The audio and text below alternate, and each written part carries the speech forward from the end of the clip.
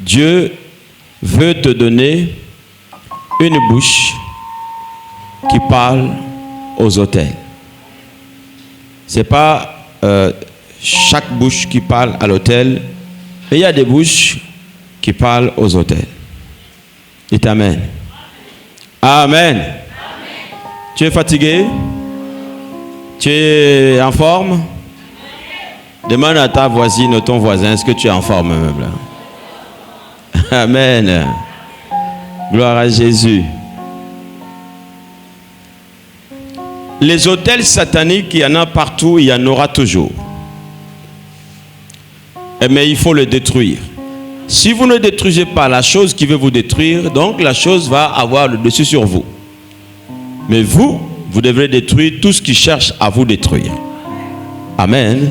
La vie est faite de combats. Nous sommes dans des combats. C'est le meilleur qui gagne. C'est le plus fort qui gagne.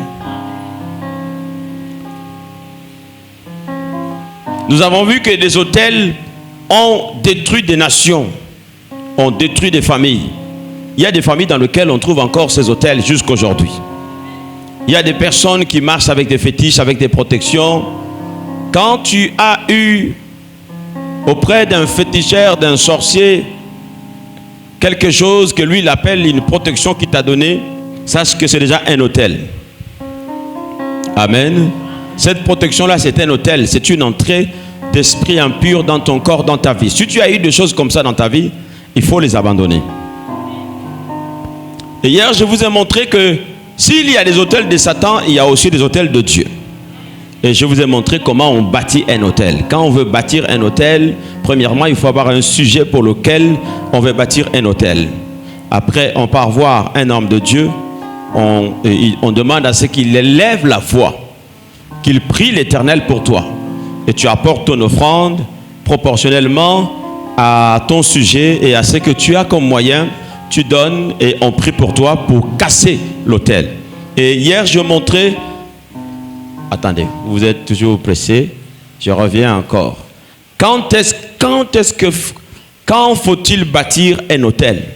Quand est-ce que j'ai besoin de bâtir un autel? Premièrement, on a vu que quand tu veux glorifier l'Éternel pour une victoire qu'il t'a accordée, tu sors d'un combat, tu étais malade, tu as failli mourir, tu sors d'un accident, tu sors de ceci, ou bien tu discutais quelque chose avec quelqu'un, mais tu as remporté la victoire, et qu'est-ce que tu fais? Tu bâtis un autel à l'Éternel. C'était la coutume des anciens. Abraham, Isaac et Jacob. Parce que quand tu bâtis un autel, c'est pour dire Seigneur merci, j'ai remporté la victoire là grâce à toi. Tu vas dans l'église, tu vas à la maison de Dieu, tu apportes ton offrande, tu dis à ce qu'on prie pour toi, et c'est ce qu'on appelle le témoignage. Quand tu pars rendre témoignage, c'est un autel que tu bâtis. Quelqu'un me comprend? Quand tu pars rendre témoignage à l'église d'une victoire qui t'est arrivée, c'est un autel. Parce que les ennemis, le diable, les sorciers, les démons entendent. Ils sont humiliés. Et toi, tu glorifies le Seigneur. C'est un autel que tu bâtis. Deuxièmement, on a vu quand tu connais ou quand tu reconnais qu'un autel satanique a été dressé contre toi. Si tu sais que dans ta famille, tu as appris qu'on a eu à maudire ta famille, on a eu à faire des choses pas bien dans ta famille, ou bien il y a des esprits qui ont été invoqués, des esprits mauvais dans ta famille, tu bâtis un autel afin que ces forces de ces choses-là soient détruites. Moi, je vous ai raconté mon témoignage. Je connais les autels qui étaient bâtis dans ma famille. Parce que du côté de mon père, ils avaient des puissances mystiques terribles. J'ai raconté ça à certaines personnes. J'étais encore enfant quand j'ai vu ces choses-là. La cérémonie qui a eu lieu, quand ils ont amené les esprits au village. Une grande cérémonie, il y avait plus de 3000 personnes et la cérémonie a duré une semaine. Et pour qu'ils sachent que la cérémonie a réussi, ils ont engagé des chasseurs qu'ils devaient tuer un aigle d'une certaine taille. Jour pour jour, les chasseurs étaient dans les forêts, dans la savane, en train de débusquer un aigle. Et je crois que c'est au 4e ou au 5e jour qu'ils ont abattu cet aigle-là. Et quand ils l'ont abattu, ils ont coupé ses ailes. Là, je regardais, je voyais. Ils ont coupé ses ailes et ils ont attaché ses ailes sur les épaules de l'une de mes tantes. C'est elle qui était la déesse. Tout le monde devrait... Cette femme avait une autorité terrible. Les hommes comme les femmes s'agenouillaient devant elle. Je me rappelle, j'étais encore petit et vous ne pouvez pas aller à l'école sans passer par elle. Avant d'aller à l'école le matin, vous passez par elle à faire des cérémonies. Moi, je me rappelle, il y a un truc qu'elle faisait qui m'énervait à chaque fois. Elle prend son pied, elle met dans une cendre où il y a des forces bizarres. Elle vient, elle vous met le pied sur le dos. Elle dit, mais tu me salis là. Et à chaque fois, c'est ce qu'elle faisait. Et puis, elle prend une eau bizarre, elle met dans sa bouche. Elle crache sur vous. Pouah! Ça, c'est des trucs qui m'énervaient. Mais personne n'osait lever le doigt sur cette tente-là. Et un temple avait été construit au milieu du village. Et ils ont mis des choses qui coûtaient cher. Parce que comme chez moi, il y avait de l'or. Ils ont mis des statuettes en or. Tout était en or. Et il y avait une épée en or qu'ils ont mis là-dedans. Et ils ont fait une cérémonie encore. Ils sont allés à la rivière pour prendre les esprits. Ils ont fait remonter les esprits. La cérémonie a duré 1 semaine. Et mon village était un village que tout le monde craignait. C'était un village de pouvoir et de puissance. Mais quand les esprits ont commencé à bouffer les gens, c'était grave. La petite sœur de ma tante dont je vous parle là, elle est morte bizarrement. Elle était en train, n'est-ce pas, d'arranger les choses chez elle. La foudre s'est abattue sur elle. Quand elle est tombée, elle est devenue noire. Quand on arrive, la langue a disparu. C'est comme ça qu'elle est morte, ma tante là. Il y a eu une succession de morts. Ils ont eu peur. Ils ont eu peur. Ils ont dit non, les esprits là ne veulent pas. Il faut ramener les esprits à la rivière ou bien au fleuve. Et là, il fallait payer des amendes. Des chèvres ont été tuées. Des vaches ont été tuées. Tout ça. J'étais encore enfant. J'avais connaissance de toutes ces choses. Mais vous savez, le malheur, c'est que ça a détruit les enfants. Ça a détruit la descendance. Les garçons, ceux qui étaient riches sont devenus pauvres. Ceux qui étaient valides sont devenus malades. Et en 2010, quand je suis parti, l'Esprit m'a touché, l'Esprit m'a révélé ces choses.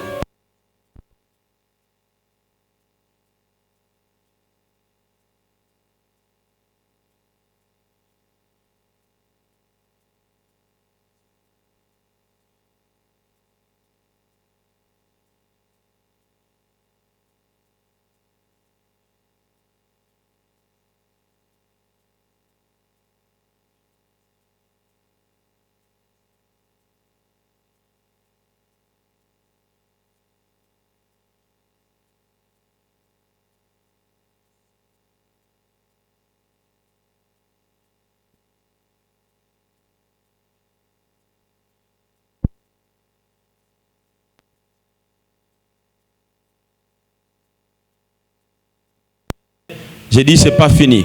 Parce que quand un autel de Satan a été battu, il faut obligatoirement un autel de Dieu. Ce qui me reste à faire maintenant, c'est de bâtir là, au même endroit, un autel de Dieu. Je mettrai un temple là pour que les hommes et les femmes viennent adorer l'Éternel des armées. Car les ténèbres doivent laisser la place à la lumière. Au nom de Jésus. Dis Amen. Dans ta vie, hier tu dansais le bouti, le njobi, le djembé, tout ça. Moi, je te voyais quand tu dansais ça. Mais béni soit l'Éternel parce qu'aujourd'hui, tu danses pour Jésus. Amen, amen. Ton corps est un temple. Il était avant un temple d'esprit mauvais. Aujourd'hui, ton corps est le temple du Saint-Esprit. Hier, dans ton corps, il y avait des autels de Satan. Aujourd'hui, dans ton corps, il y a les autels de Jésus, le Fils de Dieu. C'est pourquoi quand tu es à l'église, danse pour Jésus. Adore Jésus. Hier, tu sacrifiais devant les idoles. Aujourd'hui, sacrifie devant Jésus. Ton corps déjà est un sacrifice. Donne ton corps à Jésus. Toute ta vie, consacre-toi à lui. C'est un sacrifice. Tu es toi-même aussi un autel de l'Éternel. C'est pourquoi tu dois dire aux esprits mauvais, vous n'avez plus de place à moi. Je suis un autel de l'Éternel. Je ne suis plus un autel de Satan. Je suis un autel de l'Éternel des armées. Est-ce que tu peux acclamer le Seigneur pour ta propre vie au nom puissant de Jésus? Quand tu te sens menacé par un plus fort que toi, fais un autel, ça va le détruire. Quand tu veux enlever un blocage dans ta vie, fais un autel. quand tu es sérieusement malade et que cela tend vers la mort, l'autel peut stopper une mort qui cherche, n'est-ce pas, à s'abattre sur toi ou sur ta maison. Au nom de Jésus. Amen. Alléluia. Amen, amen.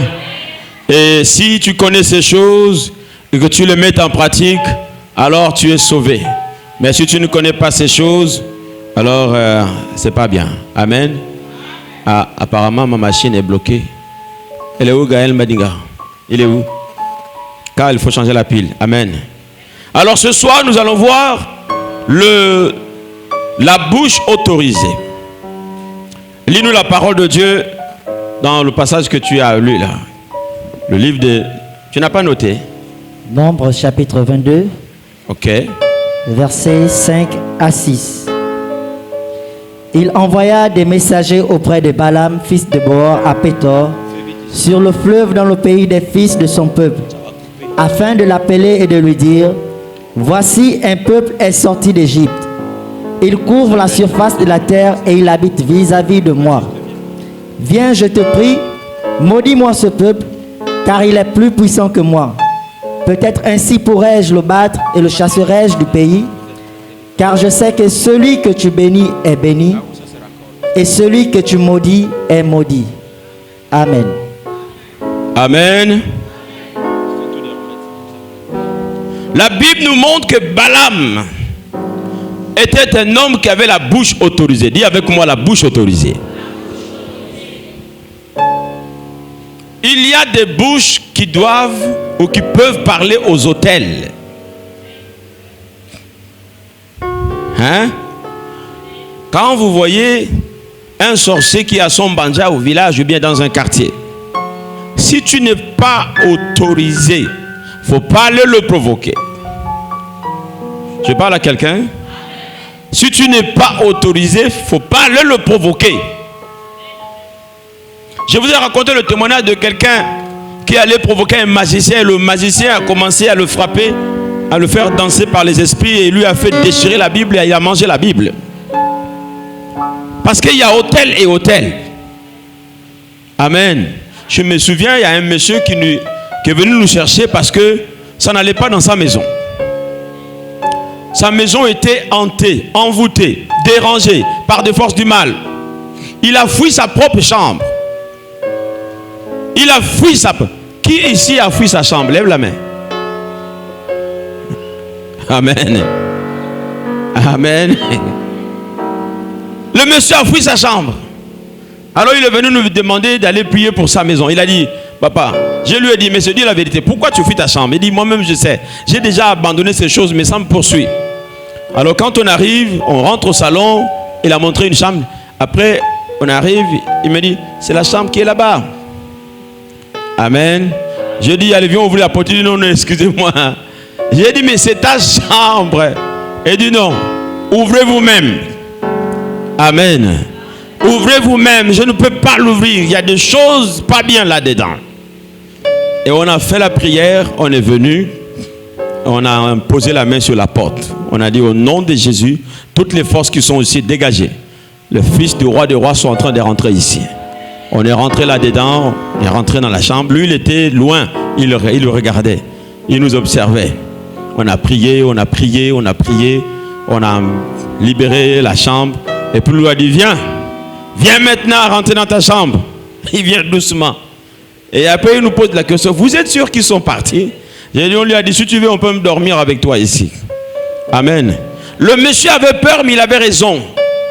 Parce que certains esprits, si tu n'es pas une bouche autorisée, au lieu que tu les chasses, c'est eux qui te chassent. Au lieu que tu les bastonnes, c'est eux qui te bastonnent. Vous n'avez jamais lu dans le livre des Actes des Apôtres les 7 fils de Séva qui voulaient déraciner un autel d'un fou qui était fou depuis longtemps. Il y avait des autels dans son corps. Ils viennent et disent: au nom de Jésus que Paul prêche, sort de ce corps. Le fou les a frappés. Non seulement il les a frappés, il les a dénudés. Ils ont fui nus et il leur a cassé les bras. Il n'était pas de bouche autorisée. Mais je vais te dire une chose ce soir. Je vais prier Dieu. J'ai prié Dieu. Qu'il te donne une bouche autorisée. Oh, est-ce que tu peux dire amen bien? Tu seras désormais une bouche autorisée. C'est pourquoi Balak lui-même n'a pas dit, il était roi. Pourquoi il n'a pas dit, Israël, je te maudis. Tu deviens faible et je vais te battre. Non.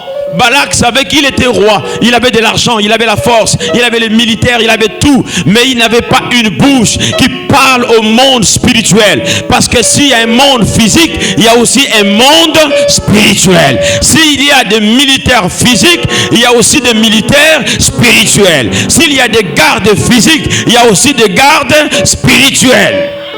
Paul le dit. S'il y a des choses physiques, il y a aussi des choses spirituelles. C'est pourquoi il dit, nous n'avons pas à lutter contre le sang et la chair. Nous avons à lutter contre les esprits, les dominations, les principautés. C'est pourquoi toute difficulté qui arrive dans ta vie, ne vois pas seulement que c'est normal. Vois aussi ce qui peut être derrière cette difficulté. Tu n'as pas compris, il fallait dire amen bien. Amen, amen, amen. Une maladie peut commencer simple par une simple grippe. Ne néglige pas. Ça peut se généraliser. Ça peut se propager. Ça a commencé par un petit truc. Toi, tu ne sais pas. C'est pourquoi même si tu t'es blessé, même si tu dis le sang de Jésus, même si c'est un simple palu, prononce le nom de Jésus, car le diable peut profiter par ton palu. Ce n'est plus un palu, ça devient typhoïde. Ce n'est plus typhoïde, ça devient le mal de rein. Ce n'est plus le mal de rein, ça devient le mal de cœur. Ce n'est plus le mal de cœur, ça devient un AVC. Ce n'est plus l'AVC, ça devient la mort. Demandez à ceux qui sont devenus malades gravement. Ils vont te dire, ça a commencé par une petite fièvre.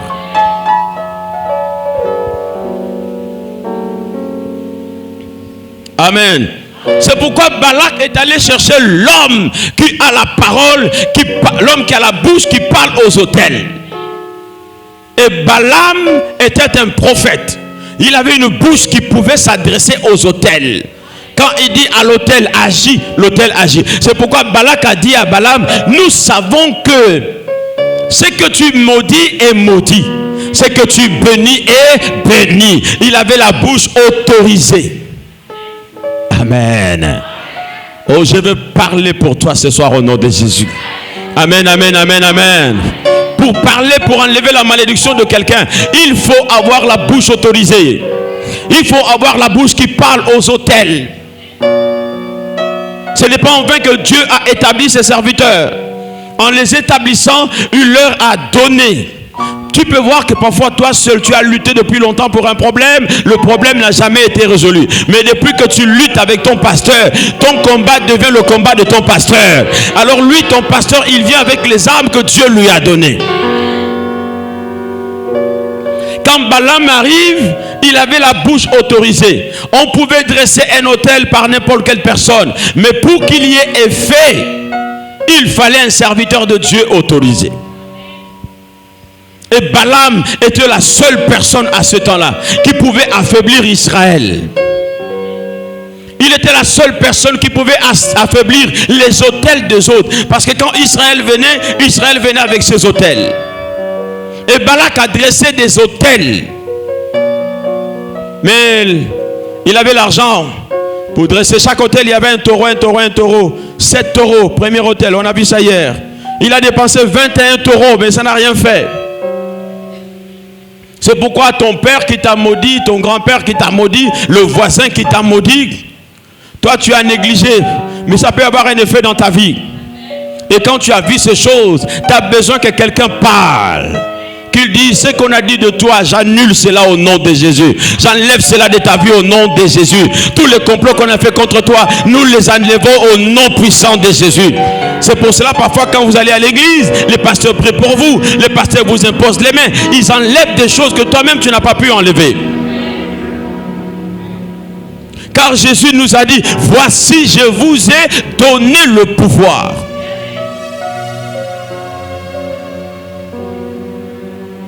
Amen. Alléluia. Alléluia. Quelqu'un peut lutter depuis longtemps avec son problème. Il a fait des jeûnes et des prières, parfois ça ne part pas. Mais en un seul jour,